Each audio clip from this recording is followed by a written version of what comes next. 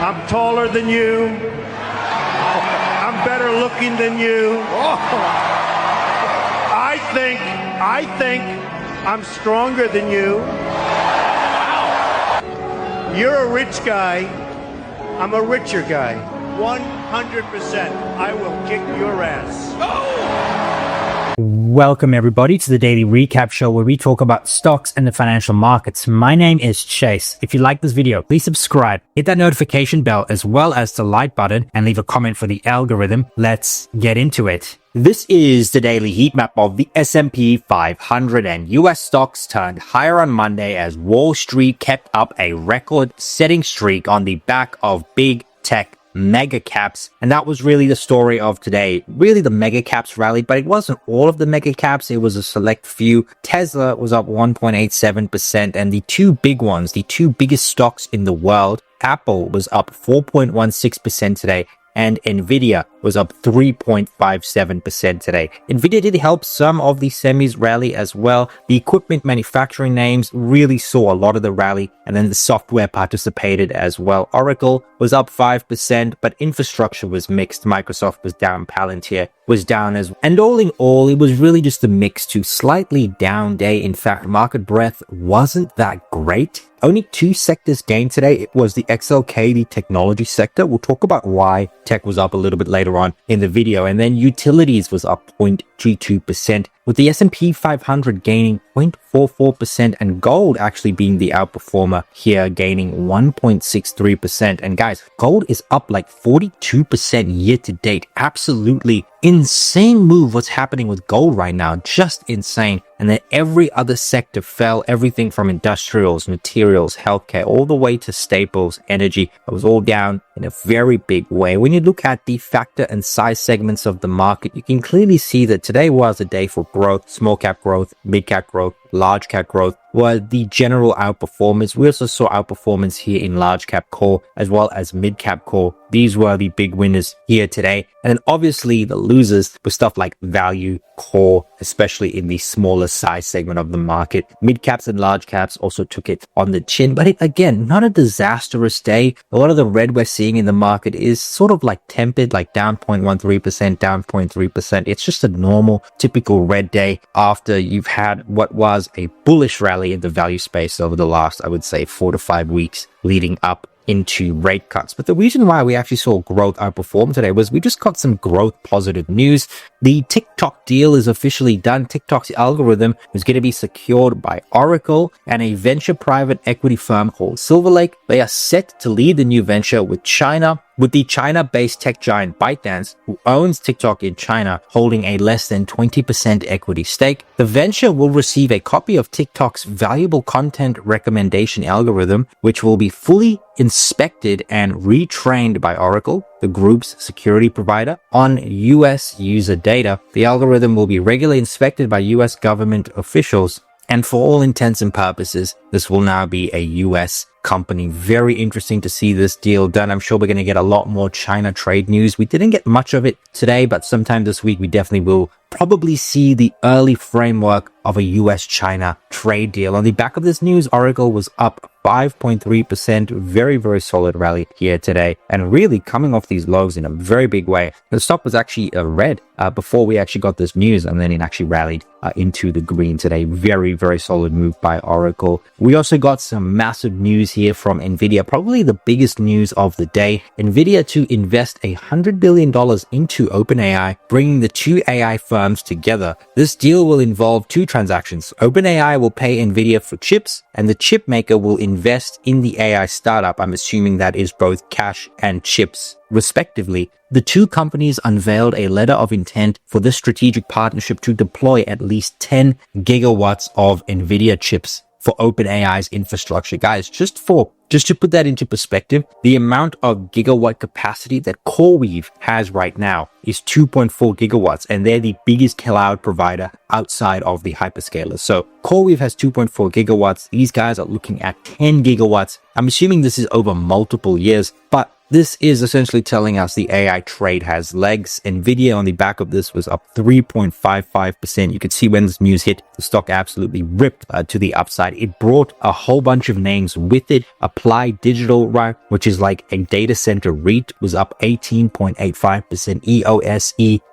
EOS Energy Group was up 5.43%. And the infrastructure space, the semi space, and the software space on the back of this news just absolutely ripping to the upside. Apple was also up 4.13% today. Very, very strong move here. After a bunch of upgrades came through, JP Morgan upgraded Apple with a price target of 270.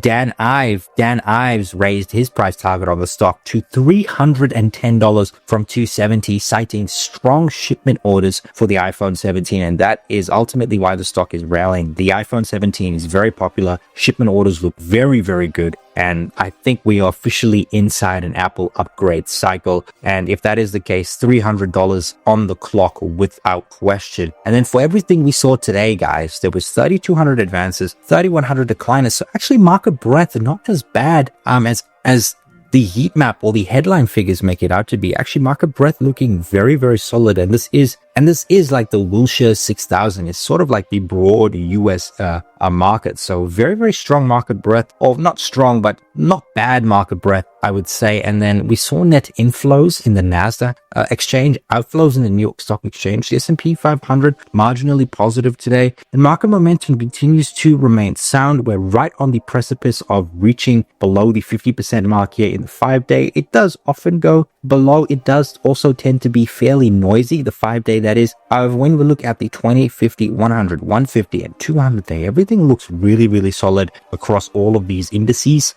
and market momentum indicators. And until something breaks, which we're not seeing right now, buy the dip and the market will continue to move to the upside. However, do pay attention to this right here. Let's hop on the charts. Now, it was a very strong day for equities, particularly the Russell 2000s, so sort of like high beta rate sensitive names, up 0.57%, and roughly in line with what the NASDAQ and the S&P 500 are doing. However, we did see the RSP falling ever so slightly, S&P 600 up, not as much as, some of these other names. And then mid caps were roughly flat on the day, where growth outperformed value significantly. International indices were down through and through. Middle East, China, Asia, Europe, they were all down a very big way. Then we also saw cryptocurrency take a bit of a dive. There was some fake news going around that Bybit, the crypto exchange, had been hacked. That was not the case. However, the market sold the news first and hasn't recovered since. However, still holding key levels. We'll talk about that a little bit later on. And then we saw the VIX index. Volatility ticked up ever so slightly, but inconsequential. Really, the 2-year and 10-year yield continue to rise. Very interesting. Something we spoke about with regards to the rate cuts the market were pricing in and what we actually got from the September economic projections. 100 basis points versus 75. Another market has to make up the difference. And that's exactly what we're seeing right now. That being said, I think we're close to the top end of the range, and we should see yields moderate from here, base, and then actually move lower. In my opinion, I do think we are going to see yields probably stay at this level here, the 4.1% for the 10-year yield, and then move lower into the end of the year. The dollar fell ever so slightly today, down 0.31%. And then we did see the TLT fall. Gold and silver, again, were the outperformers. That has been the case for the better part of this year. Gold up 40% this year. Absolutely insane move by gold. But let's talk about the S&P 500. So we are kicking off the week pretty much at an all-time high. You'd see here on Monday an all-time high here for the S&P 500, at least if we close. And that's a very, very strong candle when you look at it. If we actually just zoom in to this candle, that's a very, very strong looking candle. Very, very bullish, especially if we close right now. The market is still open, so we do close in a couple of minutes, but very strong candle for the S&P 500, strong candle for the NASDAQ 100. If we look at the Russell 2000, the candle not quite as strong off those lows, not quite at all-time highs, but this right here is an all-time high for the Russell 2000. Very, very interesting. When you look at the RSP down here today, you can see that the RSP continues to just form somewhat of a base right here at these highs, and that's to be expected. It's had a very, very strong rally, actually outperforming the S&P 500 here in the last couple of weeks. Very similar situation in mid caps as well as the SP 600. But the star performer here today and the markets that look the best are just simply the large caps. They continue to just outperform because good news just keeps coming for them. Investment keeps pouring into them. And it's especially these large investment rounds, 50 billion, 10 billion, 100 billion from OpenAI. And these are the guys, these mega caps they're the only ones with the infrastructure to actually, take on that investment and make it accretive for anybody like OpenAI to go and make it accretive for a company like OpenAI. So all in all, this is at all-time highs. We probably will close out at all-time highs, and we don't really want to fight the trend. Any dips we do get, they'll probably be short-lived. And I think for the S&P 500, you're looking at a 7,000 price target in the very near term towards the end of the year, especially if earnings continue to outperform the way they have. We do know that earnings so far this earnings season is up just shy of 14%. The market expectation, right, for us coming into this earnings season was for about 5% growth. So, an absolutely massive, nearly 3x beat versus the earnings expectation. And when you get that type of outperformance, you're going to get this type of rally. And the move we actually got here at these lows, the carrot tantrum lows, when I was saying buy with everything you've got, absolute godsend dip in hindsight, all things considered. And the same is true here for the NASDAQ 100. So guys, look, any dips we do get, buy those dips, dollar cost average. I do think we're going to go significantly high in all of these indices. Nvidia and OpenAI just told you today that this AI trade has legs and we will be going higher for sure. Now let's quickly go ahead, look at Bitcoin really, really quickly. We could see that not great price action right here for Bitcoin. I think ultimately we probably will move a little bit lower to this 109 area. And as long as we can find support right here, that should be solid. Ultimately, the goal should be to make a higher low relative to this low we made right here. If that is the case, we can actually move onward and upward. But right now, we need to stop the bleeding. There's a little bit of buying pressure, as you can see right here from the bears. There's a little bit of buying pressure from the bulls, but ultimately stop the bleeding, stop the selling, put in a bottom, and then go from there and try and work our way back to these highs and then ultimately all-time highs. And look, all Bitcoin is doing right now is sort of just trading inside. I would say you could probably call it like this range right here. And we probably will stay there until we actually see a breakout above the all-time high. Ethereum, the play, as long as we're holding above this 4,000 area, I think we're looking very, very solid for us to go ahead and retake these all-time highs. But if we break the 4,000 area, that's where things get a little bit risky. And then we can actually look at potentially this zone right here as our first support zone. But then if this breaks right here, I mean, it's all the way back down to the 2,500 area. And that could be a significant pullback in Ethereum. So we do need to watch this one very, very closely. Guys, looking at the 10-year yield. So my expectation for the 10-year yield, right, is that we probably are going to see it top out right here. We probably could go, a little bit higher. But I think we're probably just going to see it top out right here before we make a move down into the end of the year. That's sort of what I'm expecting in the 10-year yield,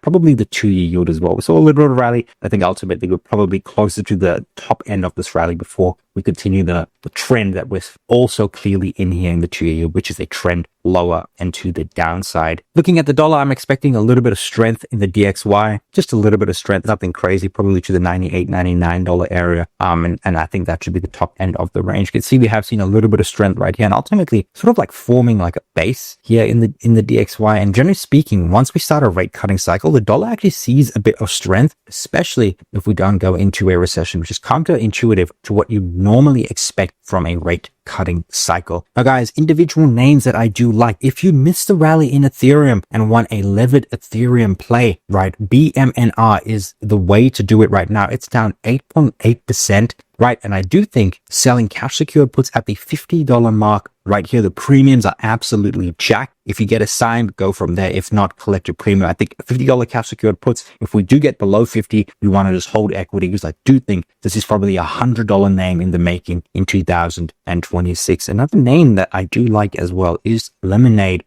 We're looking at potentially a 52-week high or almost a 52-week high here for Lemonade. So you can see it's down 1.72% today, but it absolutely rallied last week. So it's going to give some of this back before forming a base and then going. And you can see a very clear trend. We've got a low, higher low, higher low in the context of making a 52-week high right here. Right here. I think any pullbacks we do get, we just want to buy those dips because we probably will go higher into its quarterly earnings into the end of the year. Again, My fair value for the stock is closer to the $75 area. So you're still getting it quite a while under its fair value. And then for those of you that are looking for value, a stock that I really like is LYFT, Lyft. A pure play ride sharing app. I think anything near the $20 mark is great. Sell $20 cash secured puts, get aside, hold it. It trades at 6 or 8 times free cash flow. You can't go wrong with that. It's buying back a ton of shares. I think this will be a $30 stock sometime in 2026. Guys, and diving into sentiment, this is Goldman Sachs US Equity Sentiment Indicator,